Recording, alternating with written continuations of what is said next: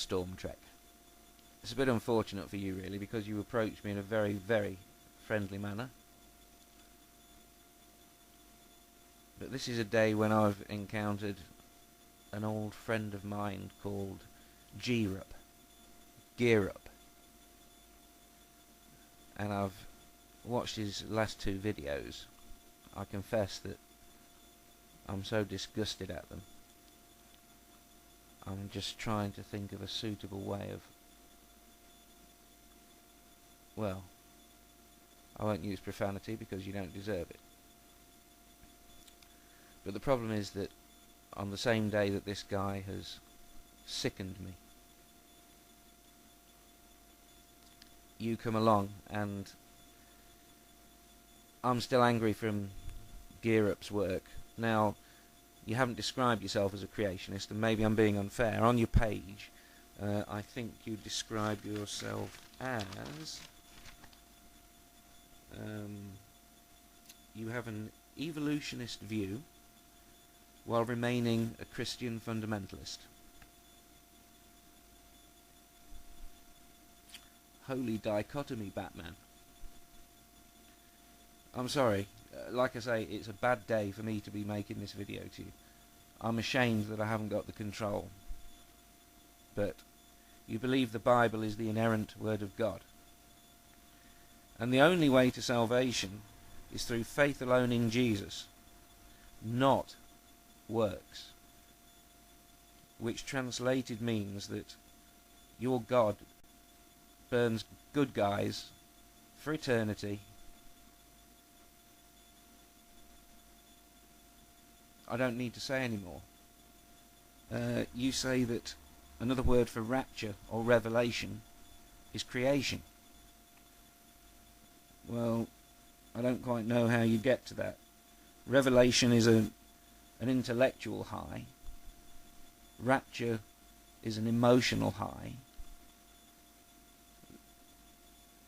I suppose what I was trying to convey was whatever the word is, the non-existent word that lies between rapture and revelation, the emotional high and the intellectual high. That word is not creation. And I think on your main point, that creation, this multi-purpose word, can also be used as a substitute for the word cosmos, and that indeed it's the better choice of word. That instantly means that you were missing the point and the experience that I was trying to describe, because the word creation doesn't really do it. It's too easy. It's not intellectually fulfilling. It doesn't make sense, and unfortunately, I do maintain the stance that because it so clearly doesn't make sense, that the believer must know that the gap is such that the structure of religion intellectually is more like a web than a structure. There are so many holes in it, and the holes are so big. And I do think that people know it. I think that people such as yourself have two pieces of a jigsaw. You have your scientific knowledge, which comes from living in the age that you do, and you've got your faith, your hopes, really, in something which is based on an old book.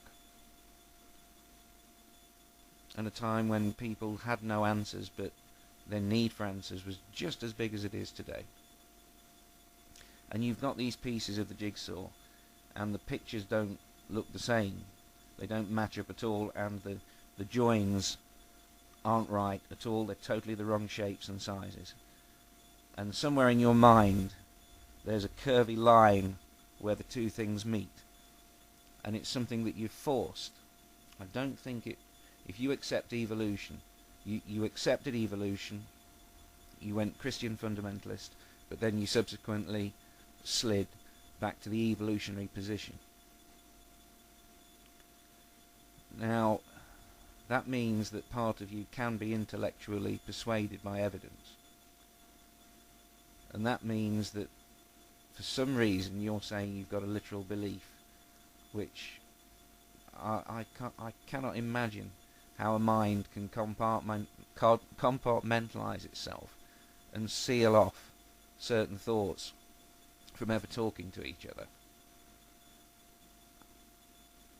Again, I know you don't deserve this, but cosmos is the right word, because cosmos means the connectedness of everything, the thing, and how it all fits together, and how everything interrelates and fits together perfectly, not like two forced pieces of a jigsaw, but the picture becomes clear.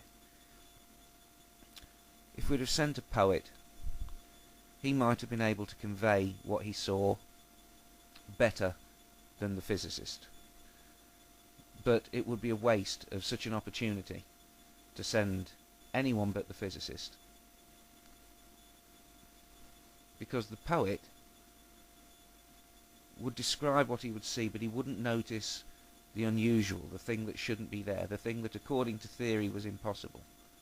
A physicist would notice that, and it's the things that stand out, that are different to what we expect. Those are the things that really excite scientists and make them think that there's the potential to learn something new.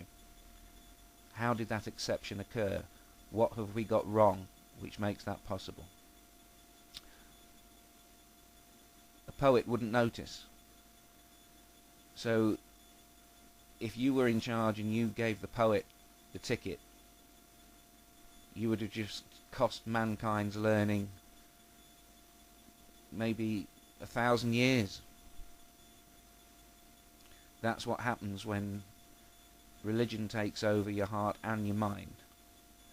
Here you are, devoutly believing, and missing such a lot of intellectual life and the joy of looking at a rainbow and not just thinking God did it. Isn't God a nice artist? But understanding why the separation of the frequencies of light is an indication of how the quantum world behaves, and how light interacts with a medium when it goes from a less dense medium, and how the colours are just different frequencies of electromagnetic radiation. That's what I'm talking about. That's what the cosmos is. That's why cosmos is the right word. It's the wholeness of the thing and the way it all fits together. Many, many different phenomena, the relationships between them, the way they cross over, the way they function together, the balance between the forces and the way that those forces reveal themselves.